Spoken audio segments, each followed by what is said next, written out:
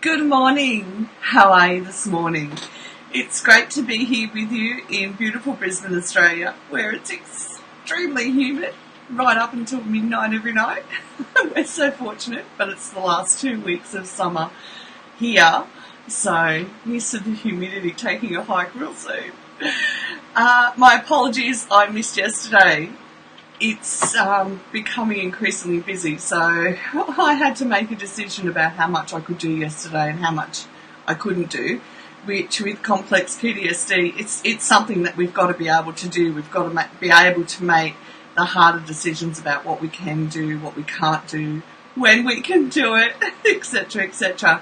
But the good news is when we do things like that, it builds resiliency into us, and we do make really good decisions, actually. I want to tell you that you're a really good decision maker.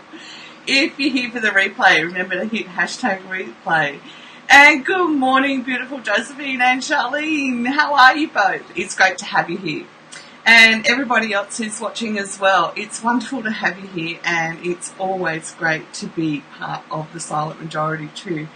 Now, I wanted to talk to you about this morning about something that is really, really important when it comes to complex PTSD, because migraines are a known quantity, even scientifically speaking, as part of complex PTSD. And having been down the migraine route myself, I know exactly how painful they are.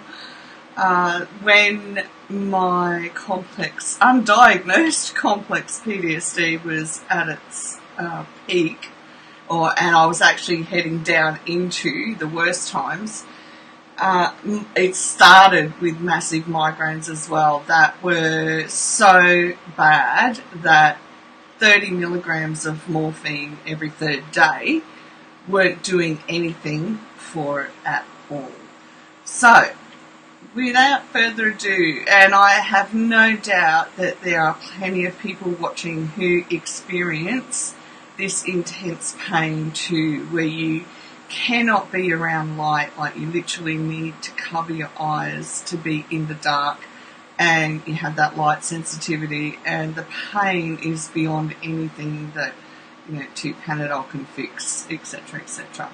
Although saying that, my youngest experiences migraines as well, and he can take a couple of Nurofen and go to bed and he'll be okay. But I guess because I was so much older and had no information, my migraines, everything with complex PTSD, I found it's just like this compounding effect, that the longer it goes on, the longer we have no diagnosis, the longer we have no language around what's happening in our brain, the more pain that either our brain or our body ends up with. And when you think of things like fibromyalgia as well, which the body is in so much intense pain, and it's not predictable, and migraines aren't predictable either.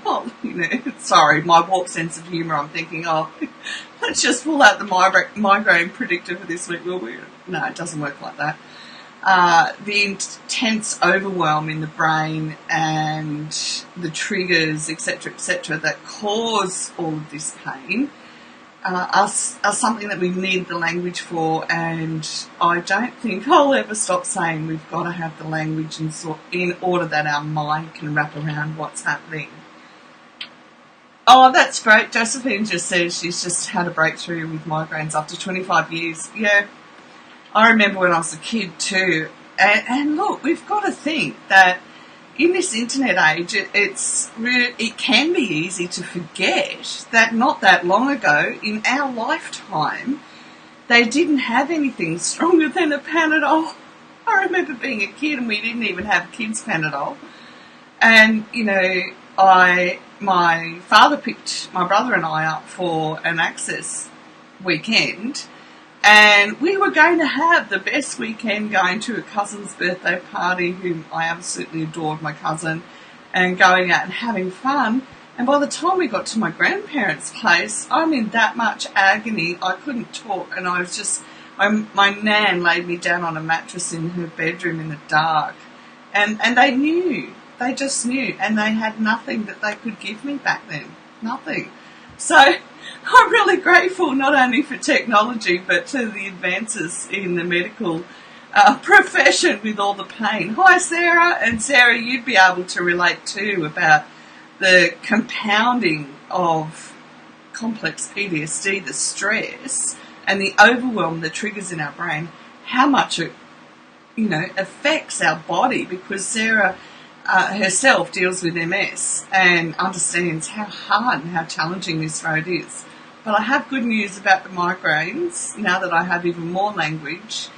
Now, I'm going to go through bits and pieces here and there, and it's because there's no one step-by-step way of saying, right, if I do this, then this will happen.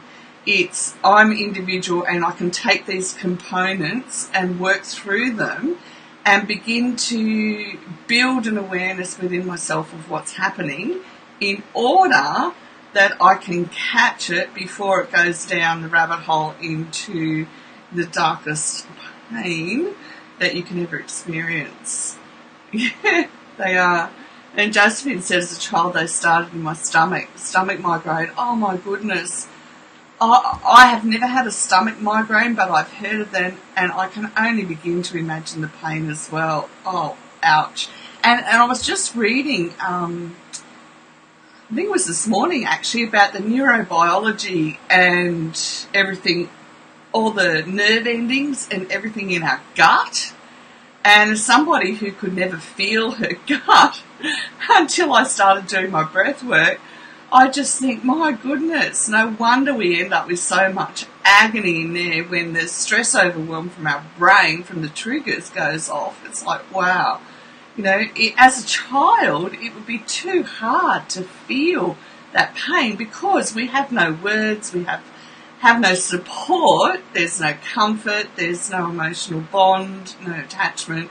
So we end up shutting our whole system down. Not because we intentionally want to do it, but because in our childhood there was just nothing that we had now. And our parents didn't have this information, etc., etc. So we've got to be the generation that is this change. Hi Deb, great to see you. And so I want to talk to you about the different factors that over the years I've managed to grasp and put into place so that now I can actually just take 2 Nurofen or 3 Nurofen, but you're not supposed to, but it's just 3 when it comes on, and I can drink water, and I know that I'm not going to have to take stronger medication. And that's not, oh wow, how wonderful am I? That's just simply I've learnt how to manage all the different aspects that build into having a migraine.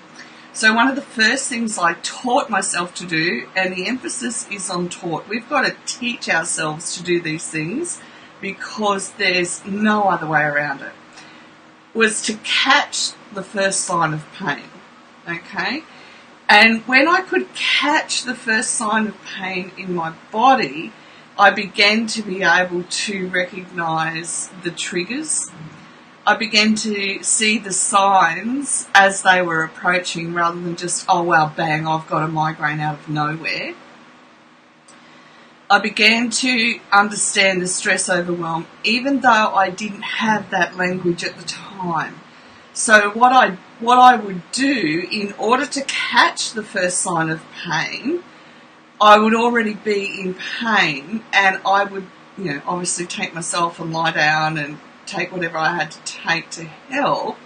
But what I began to be able to do was look back step by step by step to see all the incidents or all the exterior components that got me to that point of not even being able to see that I'd been triggered, that there was a stress overwhelm, or, now I have even more language, or there was something that that was new and I didn't know how I'd manage it. Now, at the time, I had no clue how to put that language around it, and I've only learnt in recent times about how our brain, when it's presented with something, when we've got complex PTSD, it's a fear response rather than somebody who hasn't had trauma their first response to something is, that's manageable. Can you imagine the difference in our life if our brain's first response, so our automatic response, not a conscious response, an automatic response, was that's manageable instead of it being a fear response. So when I look back now, I can see that various factors would happen, and one of the simplest ones I can tell you is like all the kids come in from school, and I had 3 kids, so all at once it was like mum, mum, mum, mum, mum, mum, mum, mum, mum.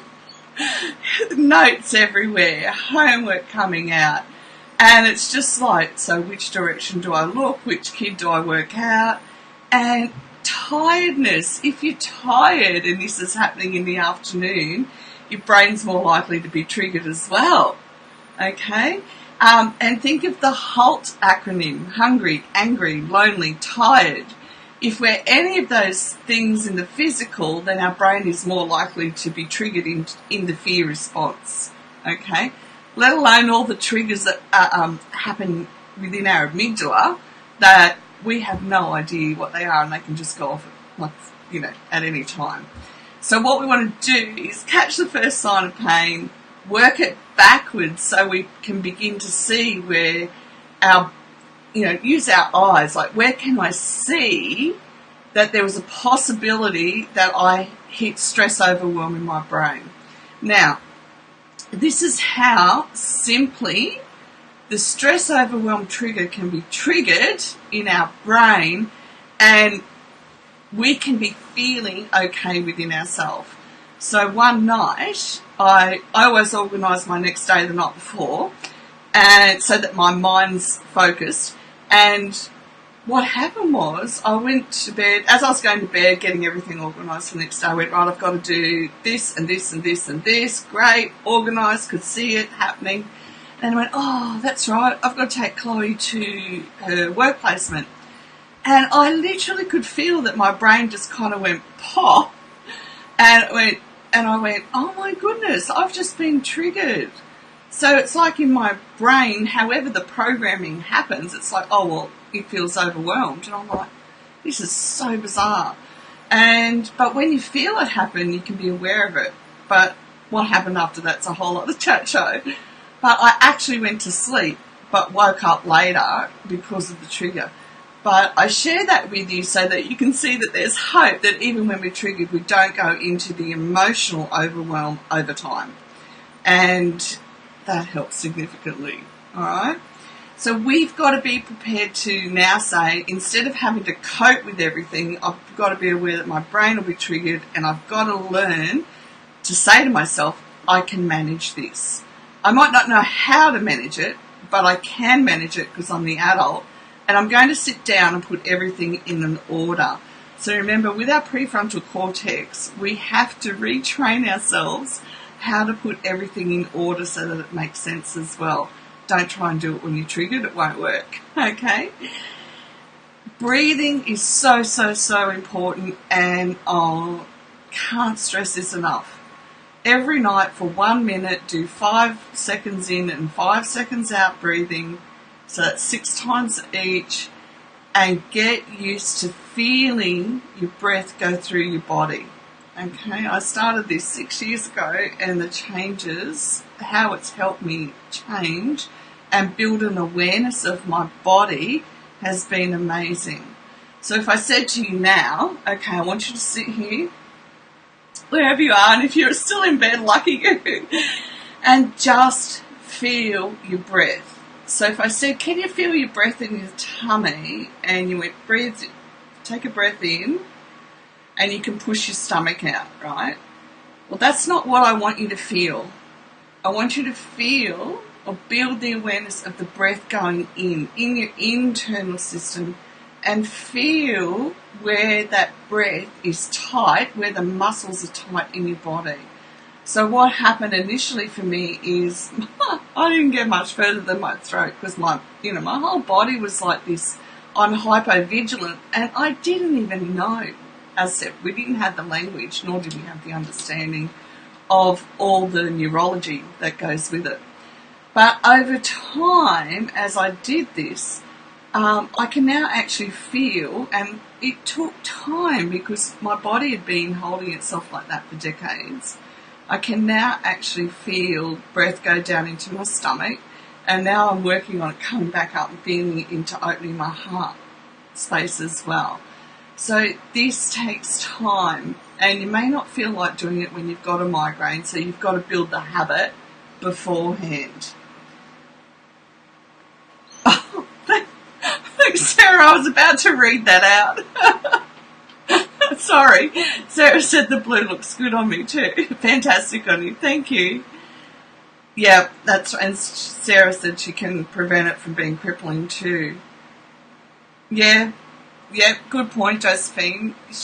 Start 3 hours before sleep. Yeah, I actually start an hour before bed, but that's because I've got my routine down to this is not what I know what I want to do, the order I want to do, and what's going to happen.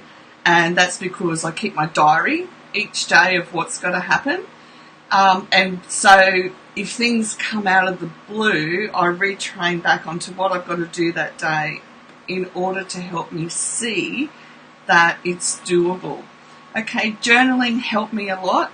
I still journal, but it's more about where I'm headed now rather than like putting all the puzzle pieces together about where I'm going, what's happening, rather than having to reflect on the day in order that I can see what my triggers were or what a stress overwhelm was for my brain, how I need to manage things or how I could manage things. And you'll find that if you do the journaling, we actually open up our heart space and begin to get very creative too. I was reading in group that some people are having a hard time crying, and it's not just our heart space, but it can come from the gut space as well. So, we've got our brain in our head, our heart brain and our gut brain. And science, there's heaps of information if you want to read all about it as well.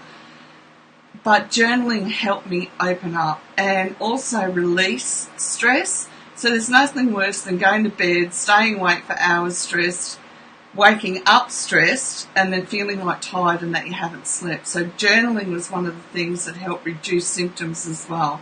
Because if I did that for, a few days on end, I became aware that that process in and of itself was causing me to be so tired that I'd get a migraine very quickly and very easily. Okay? One of the best things we can do for us, for the people around us, for our kids, is learn the language of our emotions.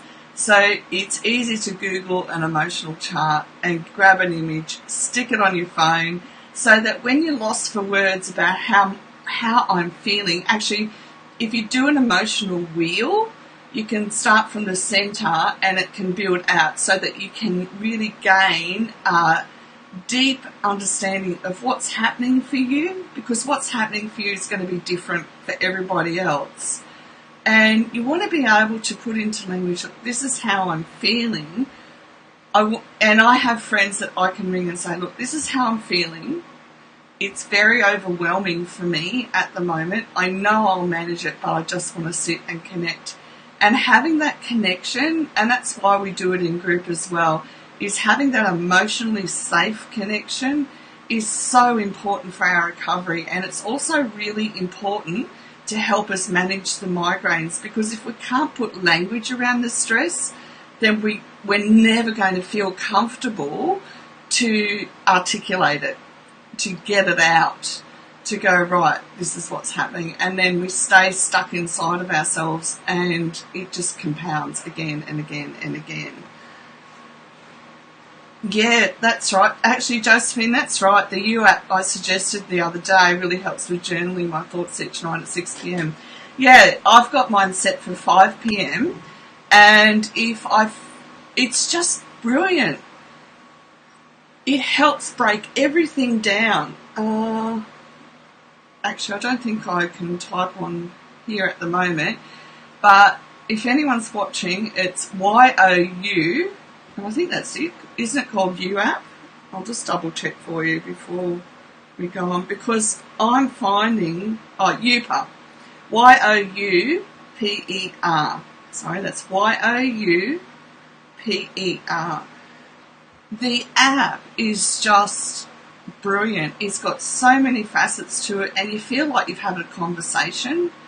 And I'm loving it because at the moment it says, okay, you're feeling this way. Do you want to write down the elements of that? And what I can see it building is, so say I've been using it for a year, it will have built up a whole library of information about myself, my emotions, and when we do that, we can look back. And the foundation that we create within ourselves, so that we've got more language and it solidifies within us, we're not going to, let me just turn that around the other way. By doing that, if somebody else comes along and says, oh, but you're doing this, blah, blah, blah, blah, blah, you know, how people can be really rude, we actually are able to say, no, that's not how I feel at all, actually. Whereas when we've come out of childhood and there's been so much dysfunction, we're more susceptible to other people, believing other people what they say about us. And we can't do that, okay? Otherwise we'll just get swept along with everybody else's emotions and their narcissistic ways, okay? And when I say narcissistic, I really mean they're very selfish, okay? So they don't have time to sit and listen to what's happening for us. Even as women, as sometimes we don't even want to have anything managed. We just want somebody, like, actually, I did this yesterday with my eldest son. I was driving home from gym and I went, oh, I just need to talk to Josh. And I literally walked in this door that you can see behind me, and in front of me is a window, and Josh was at my window. I said, I can't believe this. I just thought, I need you to come and sit and listen to me. And because I can be very clear about what I need, he's happy just to sit and listen while I process stuff. And when we do that and the emotions come up, we're not holding on to anything anymore, and it's just great. It's so freeing. And the good thing is, when we do that as women, we lead and help our men understand, for me obviously it's my sons, that they can come to us and say to me, Mum, I just need to process something. I just need you to listen. And okay, great, no worries. And it opens up a whole realm of communication that I know for me, we've never had. We never had in our childhood or growing up. And to be honest, if you watch the latest episodes of Maps, okay, I had an eye-opener last night. Maps is Married at First Sight, and it's the only reality TV show I watch once a year. And I sit there and, like, every year I have hope that people will have learnt that men and women are different and how they communicate is different. And every year, God bless them, there are some men in the show who never fail to amaze me that they still have not gone and got their emotional intelligence chip put in. Not that I'm saying there are some women on the program who need to learn how to treat men better too, okay? Just putting that out there. Can't treat someone like rubbish and then expect them to want to stand beside you, truly. And yeah, Deb, I actually slept fine as a child too. I'd go to bed and just crash. It's only over the years, as the undiagnosed complex PTSD came about, that the sleep got progressively more worse. And after motherhood, everything became compounded because of the stress overwhelm that I didn't know I had. And then it started to manifest into anxiety, depression, and a whole bunch of other stuff, okay? So it's decade by decade by decade, the health goes downhill. And for some people it happens younger, for some people it doesn't. Yeah, and Deb, believe me, I went into adult believing that I didn't have a problem at all either. I was just thinking that last night. I thought, yeah, when I look back over 30 years ago, I didn't think I had a problem at all. Heck, I didn't even know that I had anxiety back then. There was no language, there was no internet, there was no information. And yet the first day I went to work, I went to work in the city, so I used to live in New South Wales and my first big job was in Sydney City, so I had to travel an hour by train, walk down to the job, back home an hour, and my first day I had to learn, I worked for a massively big advertising agency, so I had to, and I was the junior, and I had to do the mail run twice a day, so I had to go up and down in elevators to many different floors, up and down, and then in the afternoon. And then, because it was so big, there was so much to learn, but I love learning. But by the end of the day, I was so lucky I was going home late and on a train where you could actually open the doors. Does anyone remember them? Oh my goodness, and before I even got home, Charlene will know where I'm talking about, at Liverpool train station. I was sick. I was vomiting sick and I had a massive migraine.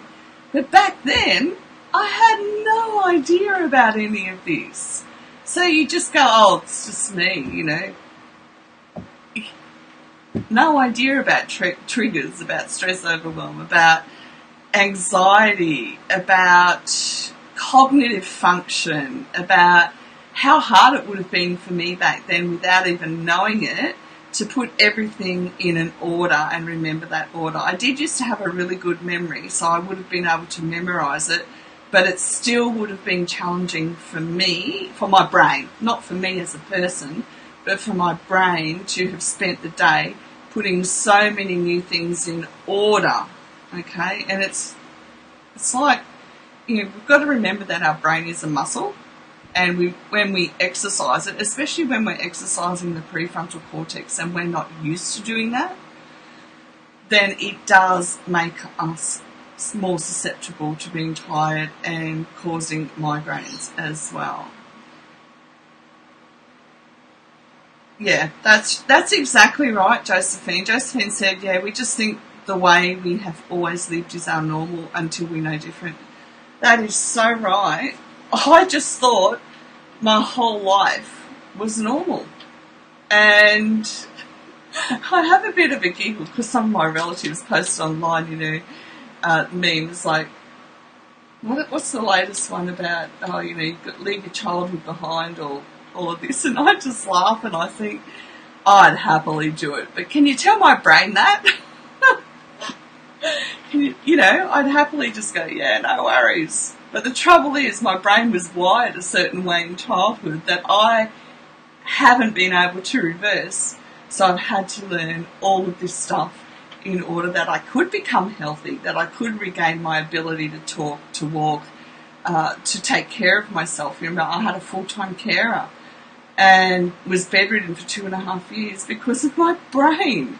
Not because of me, because my brain shut down, for want of a better terminology. I know I'll come across somebody at some point in time that will explain it. And maybe it's simply that I went into hypervigilance 24/7, and doctors didn't know, okay? And they ended up medically mismanaging me with lots of pills that obviously didn't work. They created more problems because they didn't know about this either. So can you imagine how many people get medically mismanaged because this information still is not available? I have 2 doctors at the moment, one who's just my GP and one who I see, who is a GP and I see for my acupuncture every week. They haven't heard of the ACEs study. It is just, what I'm teaching you is just not common knowledge out there. And that's why I feel so strongly about giving you as much information as I can, because we are the generation that is going to have to educate everyone around us to the best of our ability, or at least give them information to go and look into. Because can you imagine if we had the ACE? Well, I look at it this way. When I first went to a doctor about postnatal depression, all right, and I just read this article, I think I mentioned it earlier, about how when we begin having children, it's one of the things that they know now can be the first sign of complex PTSD or PTSD. And I went to the doctor at 5 months. Josh was 5 months, and I said, I've got postnatal depression. And the doctor looked at me, and his exact words were, no, not you. Okay? And I went, what would make me not have it? That's what I thought. But I had no language to say that. I'm thinking, I'm just suffering, help me, what do I do? But if I had done the ACEs study 26 years ago, it would have made a whole world of difference to my life. But they didn't know this information back then. Okay? So for me, doctors need to be giving people the ACEs study when they go in with anxiety or depression so that they know the likelihood this person will need a trauma specialist before they need anybody else. Okay? It's just so necessary. Okay, and we've got to use our communication really when we've come out of childhood. And look, irrespective of whether there's trauma or not, we've come from generations who did not communicate emotionally. They didn't. And they didn't the generation before that or before that and so on. And it's just what we've got to deal with. And we're adults now, so let's deal with it. And let's raise our children to communicate well as well. All right? Let's help them unpack their language. And believe me, it can be a battle when you're a mum and you've got to teach your kids the language.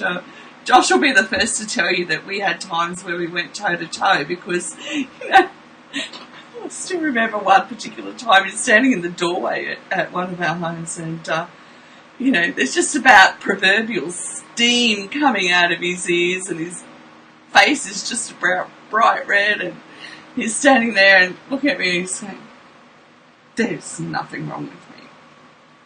And I wish I'd known this saying before and I would have said to him, tell that to your face. But I didn't, and I said to him, don't lie to me.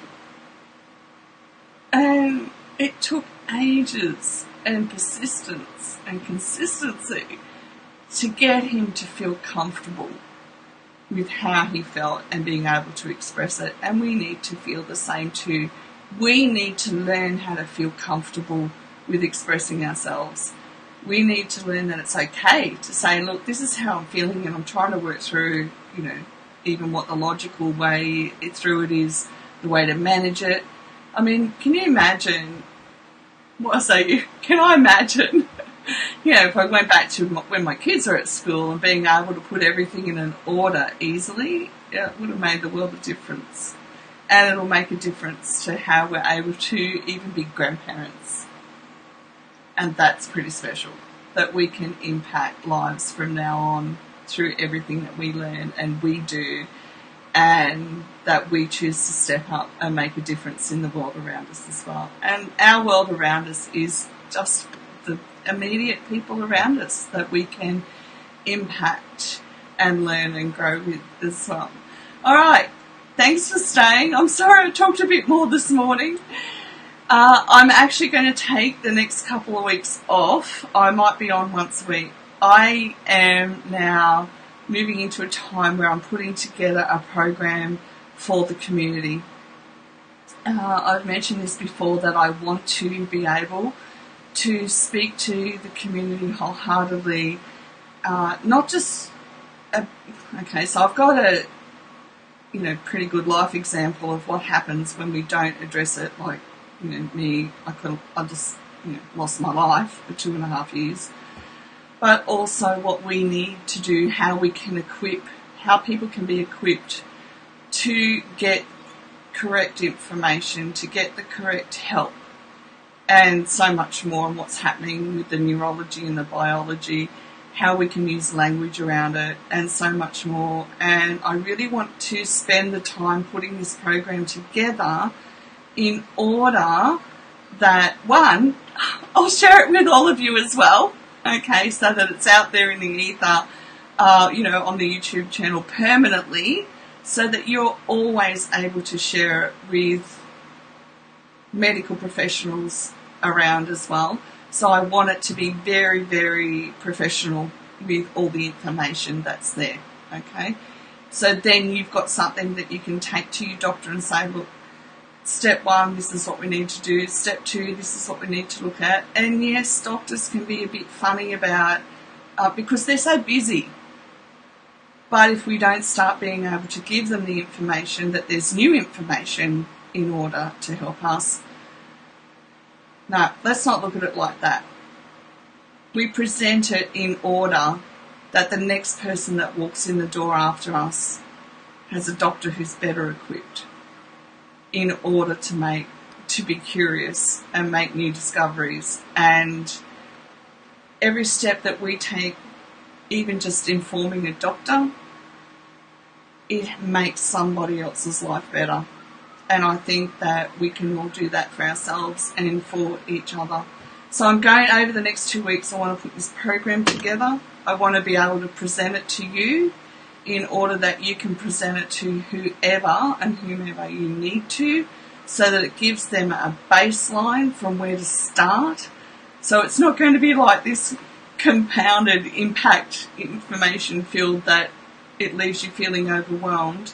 It's going to be practical and step by step how we can begin the journey, so that complex PTSD doesn't take away our life, but we can rebuild our lives and we get to be who we are instead of who we've had to be trying to manage our way through life. I also have my own program coming up, which I've just got to finish the introduction, so I'm doing these 2 things over the next 2 weeks. And I'm really excited about that because it's something that I started teaching over 20 years ago, and now there's even more language around understanding the need for it. Sorry. You're more than welcome, Josephine. More than welcome. Yeah, Deb.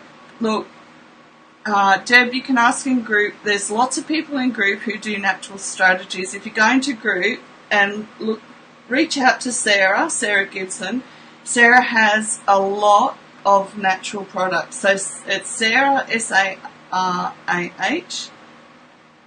and her surname is Gibson, Gibson. And if you're going to group, and I'm not sure what country you're in, Deb, but Sarah's in Canada, I'm in Australia, but Sarah has access to a lot of natural products that she uses for her MS.